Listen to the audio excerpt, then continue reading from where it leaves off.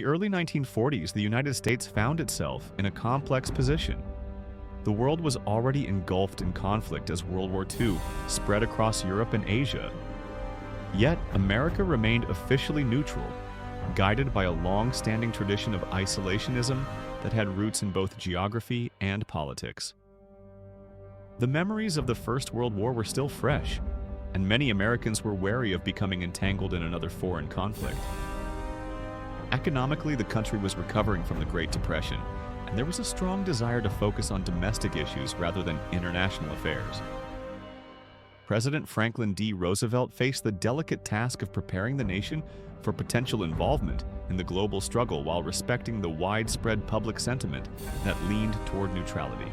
The U.S. government enacted a series of neutrality laws designed to prevent the sale of arms to nations at war, reflecting both caution and political compromise.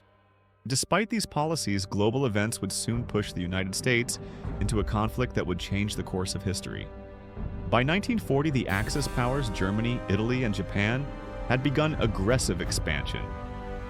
In Europe, Adolf Hitler's Germany had overrun much of the continent, conquering Poland, Denmark, Norway, France, and others in rapid succession. Italy, under Benito Mussolini, sought to expand its influence in Africa and the Mediterranean. Meanwhile, across the Pacific, Japan was engaged in a brutal war in China, seeking to dominate East Asia and secure resources for its growing empire. These developments alarmed American leaders who recognized the threat to global stability and to U.S. strategic interests. In response, the United States began providing limited support to allied nations, primarily through economic aid and the Lend-Lease program, which allowed the transfer of military equipment and supplies without direct involvement in combat.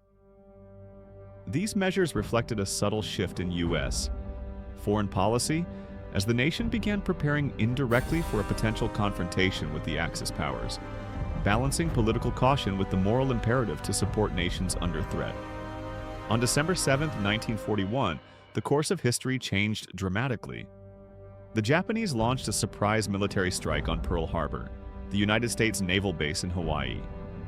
In a matter of hours, over 2,400 American lives were lost, and the Pacific Fleet suffered significant damage, including the destruction of battleships and aircraft.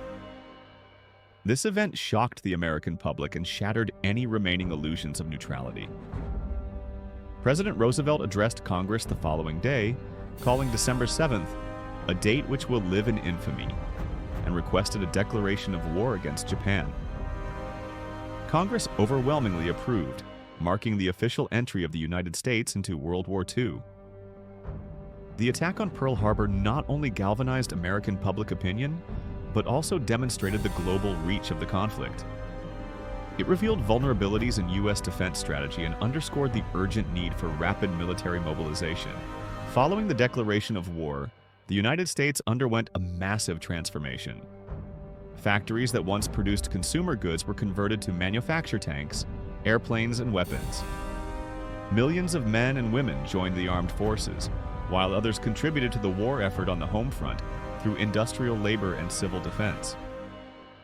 The U.S. government introduced rationing programs and war bonds to support the financial demands of a global conflict. Scientific research also accelerated, with projects like radar development and code breaking, providing a technological edge to the Allies. The rapid mobilization showcased the United States' industrial might and organizational capacity, which would prove decisive in the years to come. The American population, once divided over intervention, now united with a shared sense of purpose and determination to defeat the Axis powers and restore peace to the world. After declaring a war on Japan, the United States quickly turned its attention to Europe. Although Germany had not yet attacked American soil, the Atlantic Ocean became a critical battleground. U.S. naval forces, alongside the British Royal Navy, sought to protect convoys transporting vital supplies to Allied nations. American soldiers, Marines, and airmen began arriving in Britain and North Africa, preparing for combat operations against Axis forces. The American military faced the challenge of coordinating with seasoned European armies while rapidly expanding its own forces. General Dwight D. Eisenhower and other military leaders played pivotal roles in planning operations, that would eventually lead to the liberation of occupied territories. The U.S. strategy emphasized both a Germany-first approach and careful coordination with allies, recognizing that defeating Hitler's forces in Europe was essential to a global victory. Simultaneously, the United States waged a critical campaign in the Pacific. After Pearl Harbor, Japan controlled vast territories, including the Philippines, Guam, and parts of Southeast Asia. American forces launched a series of counterattacks, gradually regaining lost territory through a strategy known as island hopping. This approach involved seizing key islands, establishing airfields, and bypassing heavily fortified Japanese positions to isolate enemy strongholds. Battles such as Midway, Guadalcanal, and Iwo Jima showcased the courage, resilience, and ingenuity of American troops. Naval and air power proved decisive, allowing the U.S. to challenge Japanese dominance and set the stage for an eventual invasion of the Japanese home islands. These campaigns also revealed the harsh realities of war, including high casualty rates, logistical challenges, and the psychological toll on soldiers and civilians alike. America's entry into World War II highlighted the nation's unparalleled industrial and scientific capabilities. Factories produced warplanes, tanks, ammunition, and ships at an unprecedented pace, earning the United States the title Arsenal of Democracy. Meanwhile, scientific breakthroughs accelerated military innovation. Projects like the Manhattan Project aimed to harness atomic energy, ultimately leading to the development of the world's first nuclear weapons. Radar, sonar, and cryptography gave Allied forces critical advantages on both land and sea. The collaboration between scientists, engineers, and the military reflected a total war mindset, where every resource and innovation was directed toward achieving victory. These efforts not only secured military success, but also laid the foundation for technological advancements in the post-war era. While American soldiers fought overseas, the home front became a vital component of the war effort. Women entered factories in large numbers, taking on roles traditionally reserved for men, and symbolizing a profound social transformation. Communities participated in scrap drives, rationing programs, and civil defense initiatives. Propaganda campaigns encouraged unity, patriotism, and vigilance against espionage. The economic mobilization helped end the Great Depression, creating millions of jobs and boosting industrial output. The war also prompted difficult social questions, including racial segregation in the military and workplaces, which would later fuel civil rights movements. The American home front demonstrated that victory depended not only on military strategy but also on the dedication and resilience of ordinary citizens. America's entry into World War II also emphasized the importance of diplomacy and strategic alliances. The United States worked closely with Britain, the Soviet Union, and other Allied powers to coordinate military operations and share intelligence. Conferences such as Casablanca, Tehran, and Yalta allowed leaders to plan campaigns, discuss post-war reconstruction, and agree on political objectives. The cooperation required compromise and mutual trust, as nations with different political systems and priorities navigated a complex global conflict. These alliances ultimately strengthened the Allied position, allowing for coordinated attacks on multiple fronts and ensuring that the Axis powers faced a unified, multifaceted response. By mid-1944, the Allied forces were preparing the largest amphibious invasion in history, D-Day, also known as Operation Overlord. On June 6, 1944, American, British, and Canadian forces landed on the beaches of Normandy, France, facing fierce German resistance. Paratroopers were dropped behind enemy lines while naval bombardments attempted to weaken German fortifications. Despite heavy casualties, the Allies secured the beaches and began advancing inland. The operation marked a turning point in the European theater, demonstrating America's growing military power and coordination with Allied forces. Following D-Day, American troops played a crucial role in liberating France, Belgium, and the Netherlands from Nazi occupation. Cities devastated by war were slowly reclaimed, and the march toward Germany intensified, symbolizing hope for liberation and justice. In December 1944, Germany launched a surprise counteroffensive in the Ardennes region of Belgium, known as the Battle of the Bulge. It was Hitler's final major attempt to repel the advancing Allied forces. American troops facing harsh winter conditions were initially caught off guard but mounted a determined defense. Supply lines were stretched and civilians endured bombings and displacement. The battle was marked by acts of bravery, tactical ingenuity, and tremendous resilience.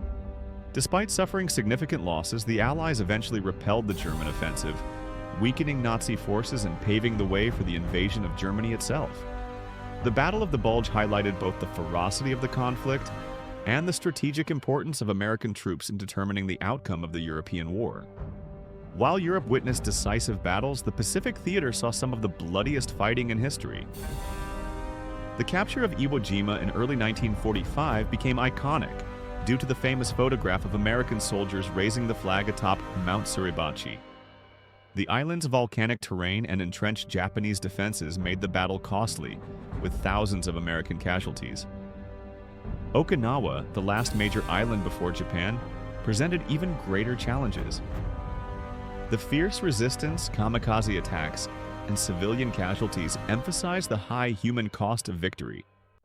These battles, however, were crucial stepping stones for the eventual invasion of the Japanese mainland. The bravery and sacrifice of American soldiers in the Pacific campaigns demonstrated both the strategic necessity and moral burden of war. By mid-1945, the United States had completed one of the most secretive and ambitious scientific projects in history, the Manhattan Project. Its goal was to develop atomic weapons capable of ending the war swiftly and decisively.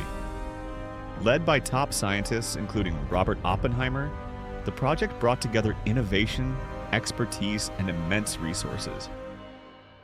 In July 1945, the first successful nuclear test, known as the Trinity Test, was conducted in the deserts of New Mexico. The bomb represented unprecedented destructive power and introduced a new era of warfare. President Harry S. Truman faced a momentous decision, whether to use the bomb to compel Japan's surrender or risk a prolonged invasion. Ultimately, the atomic bombings of Hiroshima on August 6th and Nagasaki on August 9th demonstrated America's military might and forced Japan to surrender, effectively ending World War II. Following the devastation of Hiroshima and Nagasaki, coupled with the Soviet Union declaring war on Japan, the Japanese government finally surrendered on August 15, 1945. The formal signing took place aboard the USS Missouri on September 2, 1945, marking the official conclusion of World War II. America's entry into the war had been a decisive factor in shaping the outcome both in Europe and the Pacific. The conflict left a lasting impact on the United States, accelerating its emergence as a global superpower and redefining its role in international politics. The war also brought profound social and economic changes at home, including technological innovation, expanded civil rights discourse, and the reorganization of global alliances. The victory came at a tremendous cost, with millions of lives lost, cities destroyed, and societies forever altered. The human cost of World War II was staggering. Over 400,000 American soldiers lost their lives, and millions more were wounded or traumatized. Civilians across Europe and Asia endured bombings, starvation, and displacement. The Holocaust revealed the horrors of systematic genocide, shocking the conscience of the world and underscoring the moral stakes of the conflict. In the aftermath, America grappled with its responsibility to promote global peace, justice, and reconstruction. The lessons learned influenced U.S. foreign policy for decades, leading to the establishment of institutions such as the United Nations, the International Monetary Fund, and NATO. The war highlighted the importance of international cooperation, the dangers of totalitarian regimes, and the necessity of balancing military power with ethical responsibility. By the war's end, the United States had transformed dramatically. Economically, industrial production had surged, creating wealth and ending the lingering effects of the Great Depression. Militarily, America possessed unmatched capabilities, including nuclear weapons, a powerful navy, and an experienced army. Politically, the nation emerged as a leader in global diplomacy, shaping post-war reconstruction and the framework of international relations. Socially, the war had catalyzed significant changes, particularly regarding women in the workforce and civil rights movements. America's role in World War II solidified its position as a superpower, influencing global events, economic development, and cultural exchanges for decades to come. The country's involvement demonstrated that military might, combined with industrial capacity and strategic diplomacy, could alter the course of history. Don't forget to subscribe to the channel, like the video, and leave a comment down below. Your support helps us create more history content just like this.